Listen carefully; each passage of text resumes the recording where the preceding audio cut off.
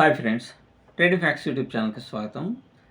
ఇప్పుడు చెప్పబోయేటువంటి కథ చాలా ఇన్స్పిరేషన్గా ఉంటుంది. ఒక అడవిలో ఒక సన్యాసి తపస్సు చేసుకుంటూ బ్రహ్మచర్య వ్రతాన్ని పాటిస్తూ ఉంటాడు. చాలా నిగ్రహం కలిగినటువంటి వ్యక్తి, తనను తను కంట్రోల్ చేసుకోగలిగినటువంటి శక్తి సామర్థ్యాలు కలిగినటువంటి వ్యక్తిగా మారతాడు. అదే అడవికి ఆ రాజ్యాన్ని పరిపాలించేటువంటి రాజు వేట కోసం వెళ్తాడు. అయితే ఈ వేటాడేటువంటి క్రమంలో ఈ రాజు దారి తప్పిపోయి వేరువేరు దారుల్లో పరివారానికి బాగా దూరం అయిపోతాడనమాట.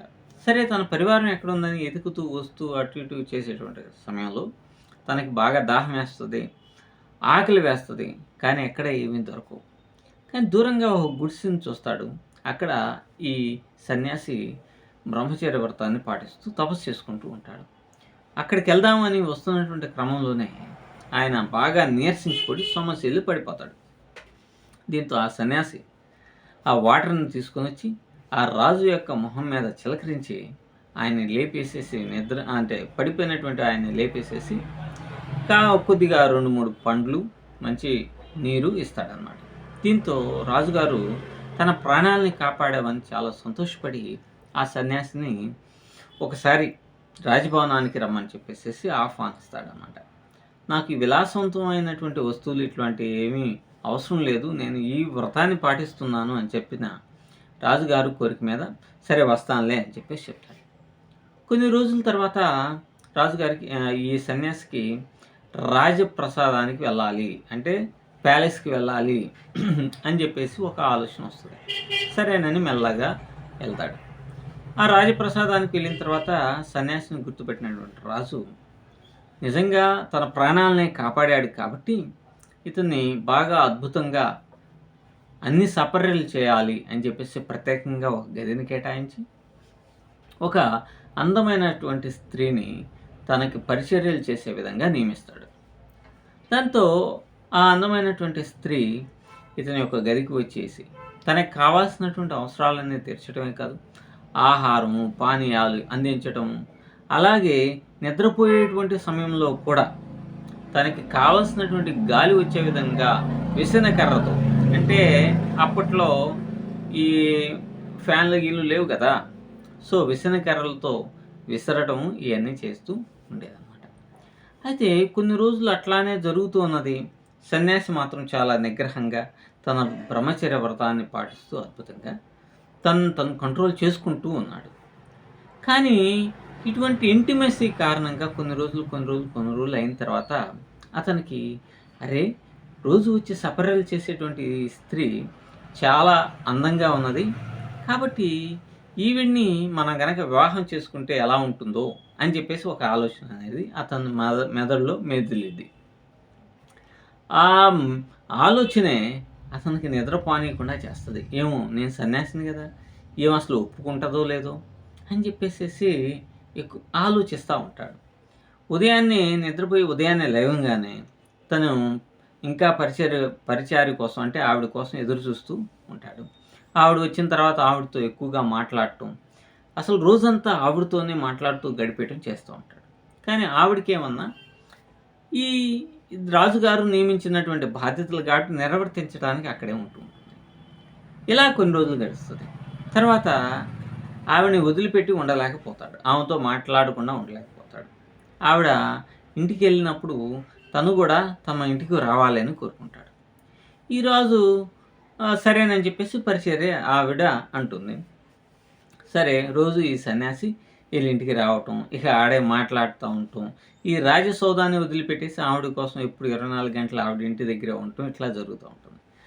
దీంతో చుట్టుపక్కల ఉన్నటువంటి ప్రజలు ఏంటా ఈ సన్యాసి ఈ విధంగా వచ్చేసి ఈ విధంగా చేస్తూ ఉన్నాడు, కావున ఇతని మీద రాజుగారికి ఫిర్యాదు చేద్దాము అనేటువంటి ఉద్దేశంతో ఒకరోజు రాజుగారికి దగ్గరికి వెళ్ళేసేసి రాజుగారితో చెప్తాడు అనమాట. ఏమని చెప్తాడు, వీళ్ళు ప్రజలంతా చెప్తారు, ఏమండి ఇట్లా సన్యాసి వస్తున్నాడు, ఇదంతా ఏందో పద్ధతిగా అనిపించడం లేదు, కాబట్టి ఈ సన్యాసి మీద మీరు చర్య తీసుకోండి అంటారు. రాజుగారు సరేనని వాళ్ళని సర్ది చెప్పి పంపించి, ఏంటా ఈయన ఇట్లా చేయటం, సరేలే కొంచెం వెయిట్ చేద్దాం అని చెప్పేసి అనుకుంటాడు. అనుకున్న తర్వాత ఒకరోజు ఏమవుతుందంటే ఆ పరిచర్యకి ఒక 10 10 బంగారు నాణ్యాలు అవసరం అవుతాయి. ఆ స్త్రీకి 10 బంగారు నాణ్యాలు అవసరం అవుతాయి. సరే, ఈయన ఇక్కడే వాళ్ళ ఇంటి దగ్గరే మాట్లాడుతూ ఉన్నాడు కదా! దాంతో ఈవిడ ఏమంటుంది, "ఏవండీ, నాకు 10 బంగారు నాణ్యాలు అవసరమని" అని చెప్పగానే ఆయన చెప్తాడనమాట. "ఓకే, నేను తీసుకొనొస్తాను" అని చెప్పేసి రాజుగారి దగ్గరికెళ్తాడు. రాజుగారి దగ్గరికెళ్ళిన తర్వాత రాజుగారితో అంటాడు, ఏవండి రాజావారు, మీరు సమస్యలు పడిపోయినప్పుడు, మీ ప్రాణాలను కాపాడినప్పుడు మీకు ఏమి కావాలో కోరుకో, పంచపక్ష పరమాణాలు, వజ్రాలు, రత్నాలు ఇవన్నీ కావాలని అన్నారు. కానీ నాకు అని ఒక ఆలోచన చేస్తాడు మైండ్‌లో. నాకు ఇప్పుడు నా కోరికను తీర్చే అవసరం వచ్చింది అంటాడు. ఏంటో చెప్పు అంటాడు రాజు. దాంతో ఆయన, సరే మనం 10 బంగారు నాణ్యాలు అడిగామనుకో, ఈ 10 బంగారు నాణ్యాలు తీసుకొని ఆమెకిస్తాము. ఆవిడ అవసరం ఏదో తీరిపోతుంది. తర్వాత మేమిద్దరం కలిసి జీవించాలంటే 100 బంగారు నాణ్యాలు అడుగుదాం అనుకుంటాడు. 100 బంగారు నాణ్యాలు కాదు, మేమిద్దరం కలిసి జీవించాలనుకున్నప్పుడు ఒక మంచి గృహం ఇవన్నీ కూడా ఉండాలి కాబట్టి 1000 బంగారు నాణ్యాలు అడుగుదాం అనుకుంటాడు. 1000 బంగారు నాణ్యాలు కాదు, అసలు రాజు నేను గనక లేకపోతే రాజు ప్రాణాలే పోయేది. కాబట్టి నా వల్లనే ఈ రాజు ఈ రాజ్యాన్ని పరిపాలిస్తూ ఉన్నాడు కాబట్టి ఈ రాజ్యాన్ని మనం అడుగుదాము అని చెప్పేసి రాజుగారు, ఈ రాజ్యం మొత్తం నాకు కావాలి అని చెప్పేసి అంటాడు. అంటే సన్యాసి రాజు గనకైతే హాయిగా ఆవిడని వివాహం చేసుకొని ఇద్దరు రాజు రాణిలుగా జీవించవచ్చు. రాణి అవుతుంది కాబట్టి ఆమె కూడా నా పెళ్ళికి హాయిగా ఒప్పుకుంటుంది అని చెప్పేసి రాజుగారు, నాకు ఈ రాజ్యం మొత్తం కావాలి అంటాడు.